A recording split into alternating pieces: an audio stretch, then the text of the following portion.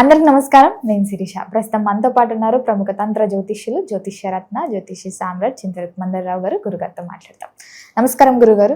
మాతృదేవోభవ పితృదేవోభవ ఆచార్య దేవోభవ. ఓం నమో మాందేశ్వరాయ నమః. అందరూ బాగుండాలి, అందరికీ మంచి జరగాలి. మరి విశేషంగా ఏప్రిల్ మాసంలో మకర రాశి వారికి ఎలా ఉండబోతుంది అంటారు? ఎలాంటి జాగ్రత్తలు తీసుకోవచ్చు అంటారు? ఈ గ్రహస్థితి ఎలా ఉందంటారు ఈ మాసంలో? 2026 సంవత్సరం ఏప్రిల్ మాసం మకర రాశి వాళ్ళకి ఎలా ఉందని తెలుసుకునే ముందు ఈ రాశికి గ్రహ సంచారాలను చూసుకుంటే, రాశికి 2వ ఇంట్లో రాహువు, 3వ ఇంట్లో శని, కుజ, రవి, బుధ, 4వ ఇంట్లో శుక్ర, 6వ ఇంట్లో గురువు, 8వ ఇంట్లో కేతు. అష్టమ స్థానంలో కేతు ఉండడం మంచిది కాదు. ద్వితీయంలో రాహువు మంచిదే. ఈ మకర కుంభరాశులకు రాహువు మంచోడే. తృతీయంలో శని మంచోడే. కుజుడు, రవి కూడా మంచిదే. అంటే 3వ స్థానంలో పాపగ్రహాలు మంచివి అని అర్థం ఇక్కడ. అదేవిధంగా 4వ ఇంట్లో శుక్రుడు ఈ రాశికి మంచిదే. అంటే ఓవరాల్గా తీసుకుంటే మకర రాశికి గ్రహస్థితి అనుకూలంగా ఉన్నట్లే. కానీ కాల సర్పదోషం ఒక్కటి వీళ్ళు సవరించుకోవాలి. శుక్రుడు, గురువు 6వ ఇంట్లో ఉన్నాడు. గురువు 6వ ఇంట్లో ఉండడం మంచిది. ఎందుకంటే ఈ వ్యయాధిపతి 6వ ఇంట్లో పడిపోయాడు. దుస్థానాధిపతి దుస్థానంలో ఉన్నాడు. చెడ్డవాడు చెడిపోయాడు, ఇబ్బంది ఏం లేదు. మకర రాశి గురువు పరమపాపి. శని మంచివాడు. శని 3వ ఇంట్లో బాగున్నాడు. ఎటొచ్చి 3వ ఇంట్లో 4 గ్రహాలు ఉన్నాయి. అంటే వీళ్ళు చేసే ప్రయత్నాల్లో మల్టిపుల్ టైమ్స్ రిజల్ట్ ఇస్తుందని అర్థం. మల్టిపుల్ టైమ్స్ అంటే ఒక 4 గ్రహాలు ఉన్నాయి కదా. కాబట్టి వీళ్ళు ఒకటి ప్రయత్నిస్తే వీళ్ళకి 2-3 అవకాశాలు వచ్చే అవకాశం ఉంది. వీళ్ళు ఒకటి కాకుండా 2-3 రకాలు ప్రయత్నిస్తారు, సక్సెస్ అవుతుంది. దాంట్లో సంఘర్షణాత్మకం కూడా ఉండొచ్చు. వీళ్ళు ఒకేసారి 3 మంచి అవకాశాలు వచ్చాయనుకోండి, వీళ్ళకి అవసరం ఉంది ఒకటే. అప్పుడు దేన్ని సెలెక్ట్ చేసుకోవాలి? అవసరం మించి అవకాశాలు వస్తాయి.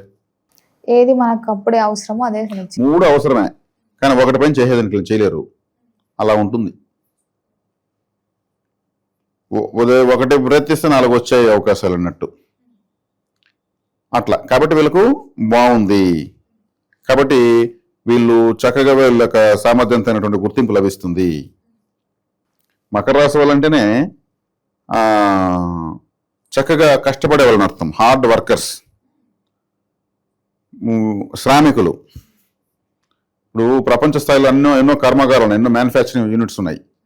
అవన్నీ ఎవరో ఓనర్ ఉంటాడు, వాడు ఎక్కడో ఉంటాడు. పనిచేసేది కార్మికులు, వాళ్ళే మకర రాశి వాళ్ళు. కష్టక కార్మికులంతా మకర రాశిలో ఉంటారు. లేబర్స్ అంతా మకర రాశిలో ఉంటారు. ఓటర్స్ అంతా మకర రాశి. తిరుగుబాటు అంతా మకర రాశి. విప్లవాలు మకర రాశి. ఎదురు తిరగడం మకర రాశి అని అర్థం. అందుకే కార్మికుల తిరుగుబాటు ఉంటారు. ఎవరన్నా కూడా యూనియన్ ఉంటాం. ప్రతి ఉద్యోగస్తుల ఎంప్లాయీస్కి టీచర్స్ యూనియన్ ఉంటుంది, ఆటో యూనియన్ ఉంటుంది. ఈ యూనియన్స్ అంతా కూడా మకర రాశి. వీళ్ళకి ఏదైనా వీళ్ళు నిజాయితీ కష్టపడతారు, రాకపోతే ఎదురు తిరిగితే ఎంతవరకు పోరాటం తీసుకెళ్ళిపోతారు. ప్రజా తిరుగుబాటు అంటే కూడా మకర రాశి. కాబట్టి వీళ్ళకి ఇప్పుడు వీళ్ళు చేసేటువంటి శ్రమ ఇప్పుడు శ్రామికులని అర్థం. తిరుగుబాటు చేసేవాడు ఎప్పుడు చేసిన కష్టం ఫలితరాముడు కడుపుగాలు తిరుగుబాటు చేస్తాడు. కాబట్టి వీళ్లకు 3వ ఇంట్లో 4 గ్రహాలు ఉండడం వల్ల వీళ్ళ కష్టానికి తగిన ఫలితం వస్తుంది. చక్కగా ఉంది. గురుగారు, మరి విద్యార్థులకి, ఉద్యోగస్తులకి, వ్యాపారస్తులకి ఎలా ఉంటుందంటారు? బాగుంటుంది. విద్యార్థులకు ఉన్నారు కాబట్టి పరీక్షల మాసం ఇవంతా ఇప్పుడు మార్చి ఏప్రిల్ మాసాలంతా ఇవంతా కూడా పరీక్ష మాసాలు కాబట్టి బాగానే ఉంటుంది. 4వ స్థానంలో విద్యాస్థానంలో శుక్రుడు ఉన్నాడు. శుక్రుడు ఈ రాశికి మంచివాడే. పంచమాధిపతి, దశమాధిపతి. శుక్రుడు చతుర్థంలో ఉండడం చాలా మంచిది. బాగా రాస్తారు, ఉల్లాసంగా ఉత్సాహంగా రాస్తారు. మంచి ఎగ్జామ్స్, బాగా ఎంజాయ్ చేస్తారు ఎగ్జామ్స్ని.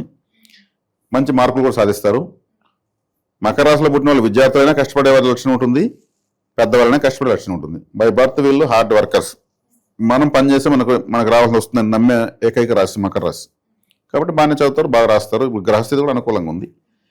ఇక ఇతరత్ర తీసుకుంటే ఉద్యోగస్తులకు కానీ, అవివాహితులకు కానీ, వివాహితులకు కానీ, వ్యవసాయదారులకు కానీ అందరికి కూడా బాగుంటుంది. అనుకూలంగానే ఉంది గ్రహస్థితి. కాబట్టి ఇప్పుడు 4వ ఇంట్లో శుక్రుడు మంచి వాహన యోగము, విద్యాయోగము, తర్వాత తీసుకునే గృహయోగము, మంచి వస్త్రాలు కొనుక్కోవడము, కాస్ట్లీ మొబైల్స్ కొనడము, లేదా ఇంకేదైనా కాస్ట్లీ వస్తువులు, నగలు, నాణ్యాలు కొనడము, ఇవన్నీ కూడా బాగా కలిసి వస్తాయి. అష్టమంలో కేతు ఉన్నాడు, అది కొంచెం కేర్ఫుల్గా ఉండాలి. అష్టమంలో కేతు ఉన్నాడు కాబట్టి బాత్రూంలో కొబ్బరికాయ కొట్టాలి ఆదివారం రోజు. ఎందుకంటే సింహరాశిలో ఉన్నాడు కాబట్టి ఆదివారం రోజు రాత్రి పడుకునేటప్పుడు కొట్టి పెట్టి తెల్లవారు బయట పారాలి. కొద్దిగా కుంకుమ చల్లాలి. అదేంది బాబు మాకు కొంతమంది నేను వేరే వాళ్ళకి చెప్పాను, ఎక్కడెక్కడ కేతు ఎక్కడుంటే అక్కడ ఏ ప్లేస్లో కొబ్బరికాయ కొట్టాలని ఒకటి ఉంది శాస్త్రం. 5వ ఇంట్లో కేతు ఉంటే ఎంటర్టైన్మెంట్ అని సంతోషం కదా, టీవీ దగ్గర కొట్టమన్నా. 5వ ఇంట్లో ఉంటే, 7వ ఇంట్లో ఉంటే బెడ్రూమ్లో, 8వ ఇంట్లో ఉంటే బాత్రూంలో, అదే 12వ ఇంట్లో ఉంటే ఇంటి వెనకాల, 3వ ఇంట్లో ఉంటే మన ఇంటి ముందర ఉంటుంది కదా గేట్ కాడ, ఇట్లా 4వ ఇంట్లో ఉంటే వంట రూమ్లో. ఇట్లా చెప్పాను. వేరే వాళ్ళు ఏం చేశారు, మొత్తం 12 స్థానాలకి ఉన్న చూడండి అన్ని 12 కొబ్బరికాయలు కొట్టి ఇంటి చుట్టూ గడపలు అంతా పెట్టేసి కుంకాలు జల్లి పెట్టేశారు. ఆ టైం కరెక్ట్గా బంధువులు వచ్చారు వాళ్ళకి. వాళ్ళ బంధువులు సెట్ ఉంటుంది, ఇల్లంతా కొబ్బరికాయలు కుంకాలు జల్లి పెట్టుంటే ఇదేదో పెద్ద మాంత్రికమైన వాళ్ళు భయపడిపోయి వెళ్ళిపోయారు. మీ ఇంటికి ఇంకా రాము, ఎట్ట పెట్టిపోతే ఒక కొబ్బరికాయ కుంకుము, ఇంట్లోకి పోతే ఒక కొబ్బరికాయ కుంకుము, బాత్రూంలోకి వెళ్దాం మొహం కడుక్కుని ఆడొకటి కొబ్బరికాయ కుంకుమ ఉంది. నాకు ఫోన్ చేశారు, గురుగారు మా బంధువులు వచ్చి ఏదో అనుకునేహారు, ఏం చేశారయ్యా మీరు? ఎందుకంటే మీ విధంగా ఇల్లంతా కొబ్బరికాయలు కొట్టి ఎవరు పెట్టమన్నారు, మీ వీడియో చూసా మేము పెట్టేసామన్నారు. నేను కేతు ఉన్న చోటకి మాత్రమే చెప్పాను, బాబు కేతు మీకేమైనా 12 రాసుల్లో ఉంటాడా? ఒక గ్రహం ఒక రాశిలో ఉంటుంది. ఆ వీడియో వినేసి ఈయన చెప్పింది మొత్తం చేద్దాం చేసేసారు. అది చూడడానికి భయానకంగా మారిపోతుంది. అలా చేసుకోకూడదు. 8లో కేతున్నాడు, ఆ బాత్రూంలో పెట్టాలి, నైట్ పెట్టాలి, తెల్లారిలేసి పారాలి. రాత్రి మళ్ళీ బాత్రూమ్ పోవచ్చా? పోవచ్చు. అర్ధరాత్రి ఏదైనా బాత్రూమ్ వస్తే పోవచ్చు. కొబ్బరికాయ మనం ఏదైనా మన కాలకూర్చలు తెచ్చుకొని రావచ్చు, తెల్లారిలేసి పారాలి అంతే. మరి బాత్రూంలో ఏంటండి కొబ్బరికాయ కొట్టేది అడిగినారు కొంతమంది. బాత్రూంలో కొబ్బరికాయ కొడితే ఉంది, శ్మశానంలో కొడతారు, సినిమా ఓపెనింగ్కి కొడతారు, గృహప్రవేశానికి కొడతారు, దిష్టికి నడి రోడ్లో కొడతారు. కొబ్బరికాయ సకల కార్యాలకు కొడతారు. శుభ అశుభ కార్యాలన్నిటికీ కొబ్బరికాయ పరిహార ఫలము. ఇది కూడా మేము కాబట్టి బాత్రూంలో కొబ్బరికాయ కొట్టాలని జ్యోతిష్ శాస్త్రం చెప్పింది నేను మాత్రమే. దానికి వివరణ కూడా మనం ఇచ్చుకోవాలి. కాబట్టి బాత్రూమ్ ఏమన్నా అదేమన్నా వేరే వాళ్ళదా? అది లేకపోతే ఇంకంతే, ఇంట్లో ఆ బిడ్డను కూడా ఎవరు. ఒక అమ్మాయిని వెళ్ళండి, ముందు బాత్రూంలో చెక్ చేస్తారు వచ్చి, అటాచ్డ్ బాత్రూమ్ ఎన్ని ఉన్నాయి, ఆడికి అప్డేట్ అయినాం. దాన్ని పవిత్రంగా చూసుకోమని మనం చెప్తుండేది. కాబట్టి అష్టమంలో వీళ్ళు బాత్రూమ్, కాబట్టి అష్టమ స్థానం కాబట్టి బాత్రూమ్ కొబ్బరికాయ కొట్టాలి. కొట్టడం వల్ల వీళ్ళకు ఆకస్మిక నష్టాలు ఆగుతాయి. కేతు అక్కడ ఉన్నాడు కాబట్టి.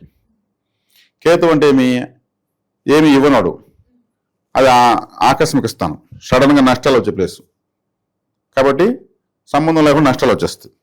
ఇది మకర రాశి వాళ్ళు చేసుకోవాల్సింది. నెక్స్ట్ పాయింట్ అడగండి, మీరు ఏమడదు. మరి గృహయోగం వాహన యోగం ఉందంటారా? శుక్రుడు 4వ ఇంట్లో కదా, గృహ వాహన యోగాలు ఉన్నాయి. చక్కగా అన్ని బాగున్నాయి. ఒక కేతుకి పరిహారం చేసుకోవాలి, కాలసర్ప దోషానికి గరుడారాధన చేసుకోవాలి. ఇది చేసుకుంటే చాలు.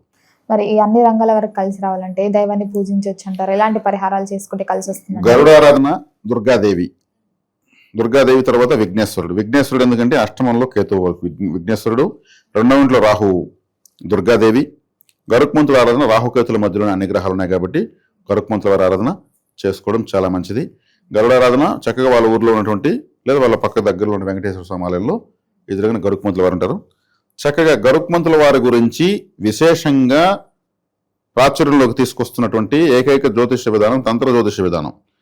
నేను మాత్రం తీసుకొస్తున్నా. గరుక్మంతుడు అని మాటికి ఆయన తలుచుకుంటున్నాను. ఆయన సాక్షాత్ మహావిష్ణువుని తిప్పుతూ ఉంటాడు, లక్ష్మీదేవిని మహావిష్ణువుని. ఎంత వాల్యుబుల్ గాడ్ ఆయన.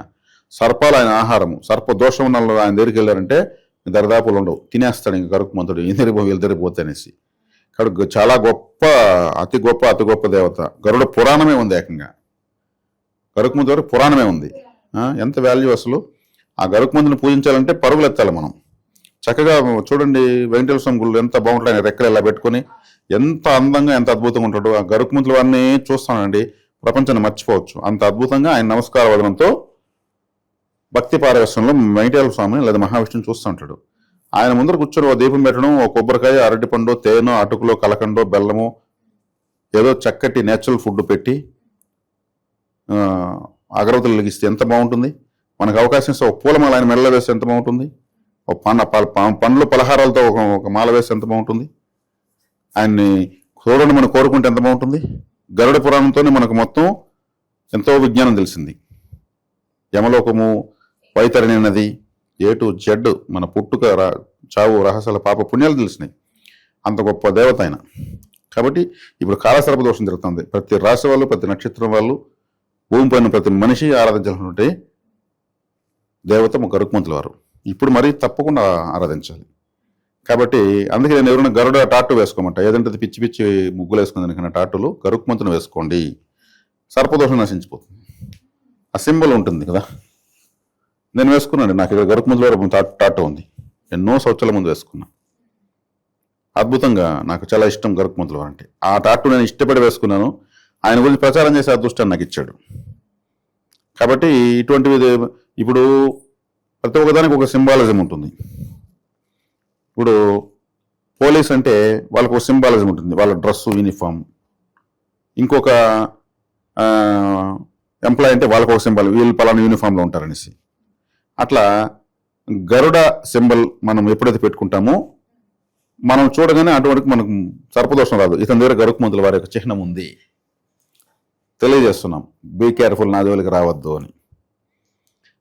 అందుకు ఇట్లా నిలువుగా పెట్టుకుంటే విష్ణు ఈ సింబాలిజం, ఇతను విష్ణు భక్తుడు, శివభక్తుడు, సేమ్ సింబాలిజం. గరుత్మంతుల వారిని మనం ఎప్పుడైతే రింగ్ కానీ, డాలర్ కానీ, టాటో కానీ వేసుకుంటామో ఆటోమేటిక్గా సర్పదోషం ఎందుకు వస్తుంది? కొంచెం దూరంగా ఉందాం, వీళ్ళకి వద్దు ఉంటుంది. సర్పదోషం లేకపోతే జీవితాన్ని గెలిచేయచ్చు.